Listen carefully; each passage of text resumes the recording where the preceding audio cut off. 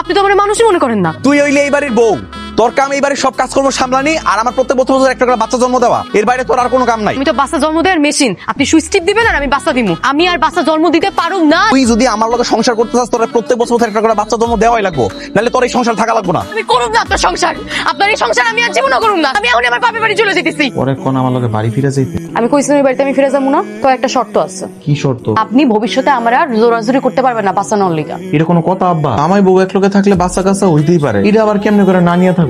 এটাই শর্ত আব্বা, প্রত্যেক বছর বছর আমার বাচ্চা নেওয়া সম্ভব না। উনি যদি এই শর্ত না মানে তাহলে আমি বাড়িতে ফিরে যাবো না। আচ্ছা ঠিক আছে, আমি আর তোমার জোরাজোরি করবো না। তুমি যদি চাও তাইলে ভবিষ্যতে আমাদের আবার ঘর আলো করে বাচ্চা কাচ্চা আসবে। তুমি যদি না চাও আমি আর তোমার জোরাজোরি করবো না। তোমার মাথায় 11টা বাচ্চা জন্ম দিয়া ফুটবল টিম বানানোর বুদ্ধিটা কেড়াই দিছে। কেউ দেয় না আব্বা, নিজেরই মনের মধ্যে এই বুদ্ধিটা আইছিল, তাই ভাবছি নিজের 11টা সন্তান হইলে অগরে একটা ফুটবল খেলার টিম বানাবো। এতগুলা বাচ্চা কাচ্চা নিলে তুমি খাওয়াইবা কি? আল্লাহ আছে না, আল্লাহ এই ব্যবস্থা করে দিব। তো চিন্তা করার কি আছে? আমার বাবা তো আমার লাগে জমি জমা কম রেখা যায় নাই, আস্তে ধীরে ভালো মতো চলেই যেতে পারবো। আমার সব স্বপ্ন অপূর্ণ হয়ে গেল। ফুটবলের টিম হইলো না, বাচ্চা হইলো না, তুমি আমাকে পুরো তিনটা হইলাম। কি হয়েছে আপনার? এমন রাত দুপুরে কাঁদতেছেন কেন? আমি যে সাদে কান্দছি, এই জীবনে একটা মাত্র স্বপ্ন দেখছিলাম, আমার 12টা ছেলে পেলে হইব, একটা ফুটবল টিম বানাবো। স্বপ্নটা পূরণ হইলো না। এই না 11টা ছিল, 11টা থেকে 12টা হয়ে গেল। আমাদের তো 11 জনই খেলবো, কিন্তু আরেকজন এক্সট্রা প্লেয়ার লাগবো না? কি অসুস্থ হয়ে তখন বদলাইলো মুখ, এর লেগে 12টা। আপনার সামনে কথা দিছিলেন যে আর কোনোদিন বাচ্চা কাচ্চা নিবেন না। এটা তো তোমার বাপের বাড়ির থেকে তোমার নিয়মের লেগে মূল্য বুঝ দিছিলাম। তুমি তো আমার বউ, তুমি কি আমার এই বউটুকু বুঝবা না? কও আমার আবদারটুকু রাখবা না? আমার স্বপ্নটা পূরণ করবা না? কও বউ শোনো না, আর মাত্র কয়টা বাচ্চা? 9টা বাচ্চা লাগবে। আপনার যেহেতু এতই বাচ্চা কাচ্চা নেওয়ার শখ, আপনি আর একটা বিয়ে করেন না, বিয়ে করে ওই ঘরে বাচ্চা কাচ্চা নেন। এটা তো ভালো বুদ্ধি। তুমি কি আমার আরেকটা বিয়ে করতে দিবা? দিমু। সতীনের সংসার করবা?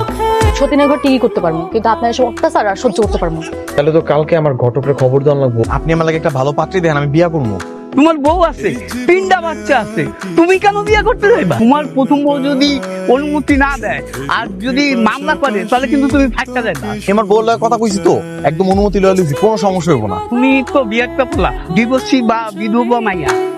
বিধবা হোক আর ডিভোর্স হোক, তাতে আমার কিচ্ছু যায় না। কালো হোক, মোড়ক, বাইটটা হোক, কিচ্ছু হইব না। আপনি খালি আমার লাগে একটা পাত্রী দেন, বছরে বছরে আমরা একটা বেলা বাচ্চা দিবা পারলেই হইব। আপনি একটা মেয়ে আছে, এই ডিভোর্সি মাইয়া, তুমি বাজারে সাইকো বিকেলে আমি তোমার লাগে দেখা করবো। এলাকার লোকজন কি করবো? যার বউ আছে, তিনটা বাচ্চা আছে, সে কিনা আবার বিয়ে করতে চায়? মা, আপনি একদম চিন্তা করেন না, উনি আর একটা বিয়ে করুক, বাচ্চা জন্ম দেয়, আর আমার সতীনের লাগে ঘর করতে আপত্তি নেই। এমনি আমার অভাবের সংসার, একটা বিয়া করব, বাচ্চা কাছে হইব, ওর খাওন দিতে হইব না? বাপের সম্পত্তি আর কত বেচবো? বাপ জন্মে কোনোদিন দেখছস একটা বিয়া করার জন্য বউ বাচ্চা নিয়ে যায় পাত্র দেখতে?